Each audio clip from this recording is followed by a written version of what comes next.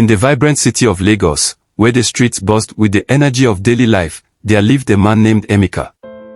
Born and raised in the village, Emeka had moved to Lagos with dreams of providing a better life for his family. He worked as an electrician, a trade he had inherited from his father. Emeka was skilled and dedicated, but his work was demanding, and the pay often fell short of what was needed to support his growing family. Emeka was married to Oluchi, a woman of grace, intelligence, and boundless ambition. Oluchi had always been a bright star, excelling in school and later graduating with a degree in business administration. After a few years working various jobs, Oluchi landed a position at a rising tech startup. Her hard work and innovative ideas quickly caught the attention of her superiors, and she was promoted several times. Soon, Oluchi's salary far exceeded Emeka's, and she became the primary breadwinner for their family.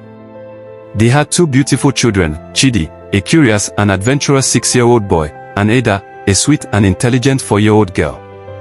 Oluchi adored her children and often dreamt of the opportunities she could provide for them with her increasing income. She envisioned a life where they could attend the best schools, travel the world, and have every chance to succeed. At first, Emeka was proud of his wife's achievements.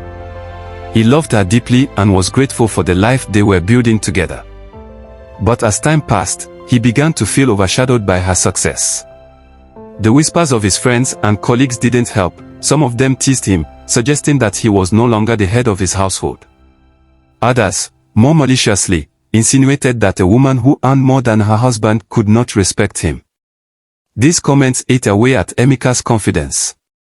He began to resent Oluchi's late nights at the office, her frequent business trips, and the way she talked excitedly about her work.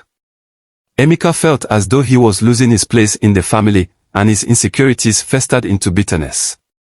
One evening, after a particularly hard day at work, Emeka came home to find Oluchi busy on a video call with her colleagues, discussing a new project that could lead to yet another promotion. Their children, Chidi and Ada, were playing nearby, oblivious to the tension brewing between their parents. Oluchi barely noticed when Emeka walked through the door, so engrossed was she in her conversation.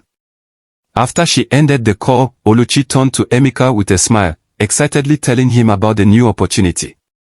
She mentioned that it might require her to spend more time at the office and possibly travel abroad for a few weeks.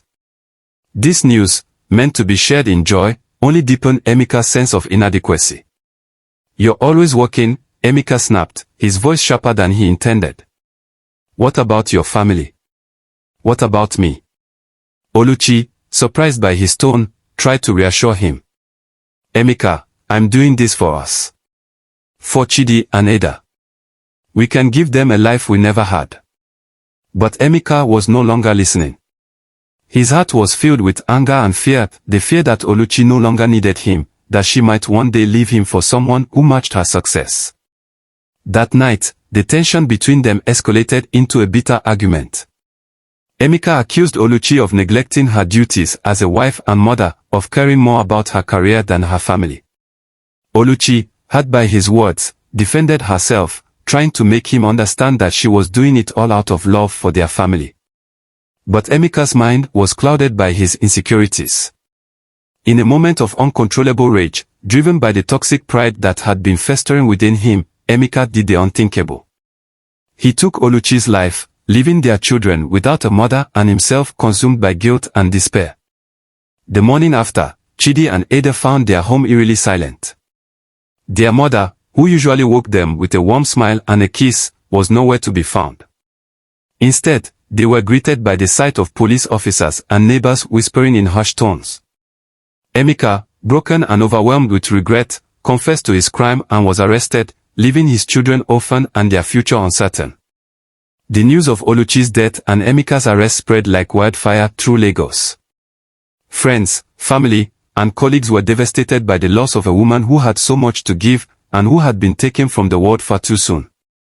Oluchi's success had been a beacon of hope for many, and her tragic end became a cautionary tale.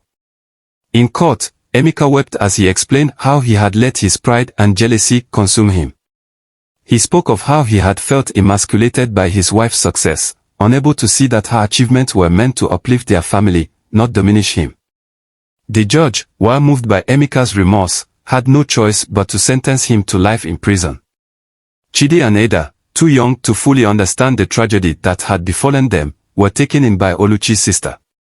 They would grow up with the memory of their parents' love overshadowed by the tragic events that had torn their family apart. The story of Emeka and Oluchi became a powerful lesson in the community, a reminder of the destructive power of unchecked pride and the importance of communication and understanding in relationships. It served as a cautionary tale for men and women alike, urging them to value their partner's successes as shared victories, rather than threats to their own identities. Thank you for watching. Hope you learned something from this story. Please like, comment, subscribe and tap the notification bell to be alerted on our latest production.